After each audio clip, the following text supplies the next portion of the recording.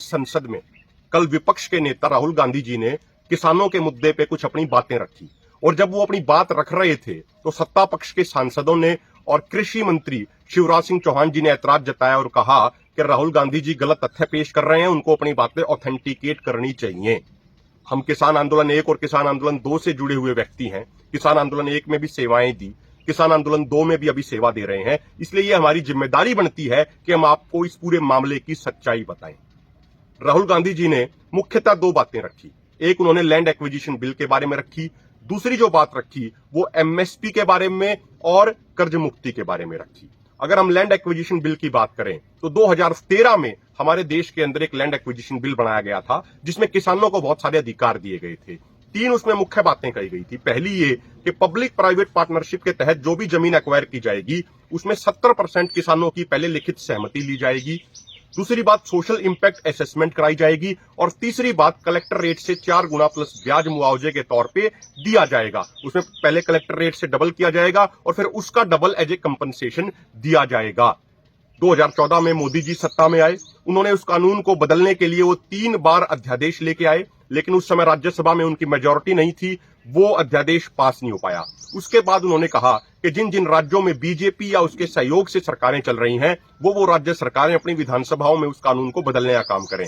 उसी कड़ी में 2021 में जब मनोहर लाल खट्टर जी की सरकार होती थी, वो मुख्यमंत्री होते थे हरियाणा में, तो 24 अगस्त 2021 को हरियाणा की विधानसभा में एक नया कानून लाया गया और उस 2013 के जमीन अधिग्रहण के कानून को बदल दिया गया। अब नए कानून के तहत बहुत सारे किसान विरोधी नियम बनाए गए हैं। पहला किसान विरोधी नियम यह है कि पब्लिक प्राइवेट पार्टनरशिप के तहत लैंड का एक्वायरमेंट करते समय किसानों की सहमति नहीं ली जाएगी।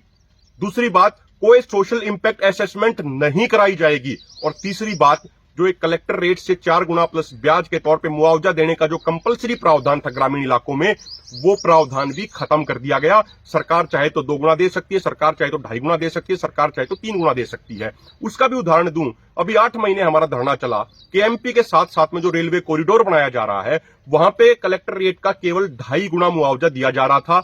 8 महीने हमने धरना चलाया, उसके बाद 28 से लेकर 32 लाख रुपए प्रति एकड़ तक किसानों का मुआवजा बढ़ा है। आप जाके केएमपी के साथ जो रेलवे कॉरिडोर बन रहा है, वो जो गांव वहां बसते हैं जिनकी जमीन ली जा रही थी, आप उनसे जाके ये तथ्य पता भी कर सकते हैं। इसीलिए जो बात विपक्ष के नेता राहुल गांधी जी ने कही लैंड एक्विजिशन कानून के बारे में, वो बातें बिल्कुल सही हैं। जो 2013 में किसान हितैषी जो नियम बनाए गए थे 2013 के कानून में, उन सबको बदलने की कोशिश पहले सेंट्रल लेवल पे की मोदी सरकार ने। उसके बाद जब वो सफल नहीं हो पाए तो जहां जहां राज्यों में उनकी सरकारें थी वहां उन्होंने उसको बदलने का काम किया है। और सबसे बड़ा उदाहरण हरियाणा है। 24 अगस्त 2021 को वो कानून बदला गया था और उस समय वो मनोहर लाल खट्टर जी ही मुख्यमंत्री होते थे जो आज केंद्रीय मंत्री बने हुए हैं। दूसरी बात जो उन्होंने एमएसपी के बारे में कही, देखिए एक समझने की बात यह है, जब वो एमएसपी के बारे में राहुल गांधी जी बोल रहे